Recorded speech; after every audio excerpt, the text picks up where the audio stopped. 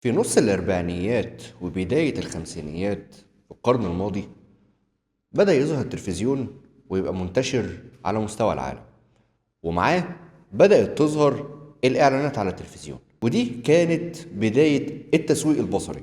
وأول إعلان اتعمل كان سنة 1941 لشركة ساعات أمريكية اسمها بولوفا، واتعرض على شبكة ام بي سي الإعلانية. كان منتج بسيط وفكرة بسيطة، صورة للمنتج بفويس اوفر للشخص اللي بيتكلم وبيعرض مميزات المنتج. وها قد بدأت التسويق، ومن هنا بدأت الطفرة اللي ما كانش حد متوقع ان هي تحصل. ومن بعدها بدأت شركات عالمية كتيرة جدا، من ضمنها مثلا كوكاكولا، اللي بدأت في الإعلانات على التلفزيون من بدري قوي. دي حتى كانت بتعمل إعلانات أياميها إن المنتج بتاعها والمشروب ده مفيد للصحة وبيعالج أمراض، وخلوا الناس فعلا تصدق الموضوع ده وتشرب المشروب الكوكاكولا على إنه شفاء وعلى إنه علاج. فمستغرب، صح؟ مستغرب ليه؟ بعد 70 سنة ومع ظهور السوشيال ميديا الناس لسه بتصدق حاجات صعب إن هي تتصدق. ومع التطور والطفرة اللي حصلت في السوشيال ميديا والدعاية والتسويق، أي حد دلوقتي ممكن يسوق لك أي حاجة، يعرض لك أي حاجة ويخليك تقتنع بيها. الفكرة في عرض المنتج أو عرض الخدمة والتوعية للناس. قوة السوشيال ميديا مش إنها بتعرض منتجات وخدمات بقوة أو بأعداد لا حصر لها. قوتها الحقيقية في إنها بقت جزء لا يتجزأ من حياتنا، شيء قوي بنلجأ له تقريبا في كل حاجة.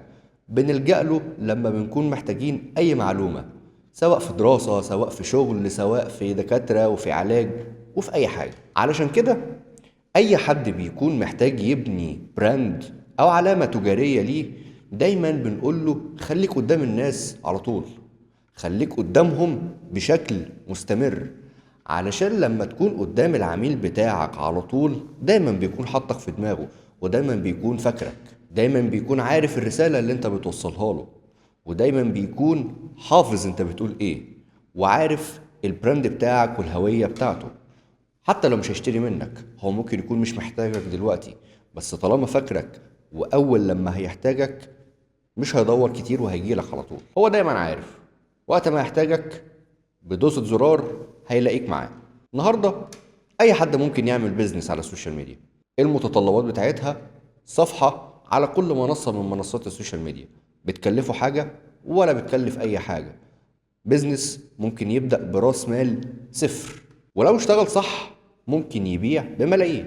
الفرق ان زمان ايام الخمسينات والستينات، لو انت صاحب براند او صاحب مشروع وعايز توصل للعميل بتاعك، انت بتبذل مجهود وبتضيع وقت وبتصرف مصاريف مهولة جدا علشان بس توصل للعميل بتاعك. لكن دلوقتي صفحة على السوشيال ميديا مش بتكلفك حاجة، من غير اي مجهود، من غير اي مصاريف، انت وصلت للعميل بتاعك وتقدر تتواصل معاه بشكل مباشر.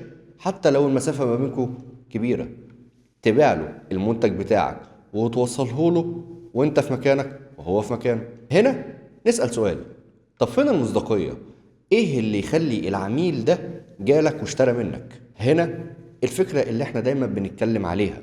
مش اي حد عمل صفحة وهيبيع من خلالها وخلاص، لازم الاول يكون ليك هوية، براند، العميل لما يدخل يشوفه يصدقك. وده اللي هيودينا لواحد من أهم المبادئ في التسويق، الفور بيز. طب هي إيه الفور بيز دي؟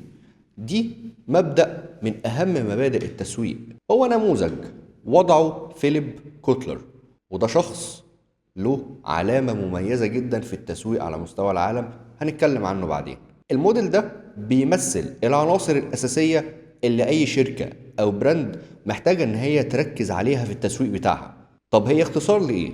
اختصار ل Product, Price, Placement, Promotion.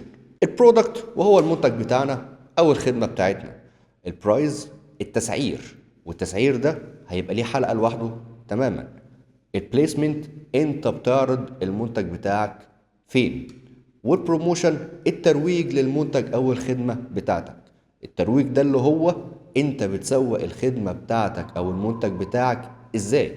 يعني التسويق مش كام بوست في صفحة ولا كام فيديو وخلاص، دي عملية طويلة لازم تكون فاهمها ودارسها ودارس العميل بتاعك زي ما قلنا قبل كده، علشان تقدر تقفل العملية دي بشكل كويس وتبيع للعميل بتاعك. وبما ان السوشيال ميديا دلوقتي واحدة من اقوى الادوات في التسويق بتاعك، لازم تكون عارف فين نقاط القوة وفين نقاط الضعف بتاعتها. هتمسك نقاط القوة لازم تشتغل عليها وتنميها، تعمل تسويق بالمحتوى، تعمل محتوى مختلف، تبني براند كويس، تعمل تسويق بالمؤثرين، تعمل اعلانات ممولة باستهداف دقيق، وتتجنب نقاط الضعف واوعى تعملها، زي ان انت ما تستمرش، زي ان انت تعمل اعلانات ممولة بمبالغ كبيرة من غير استراتيجية ومن غير استهداف صح،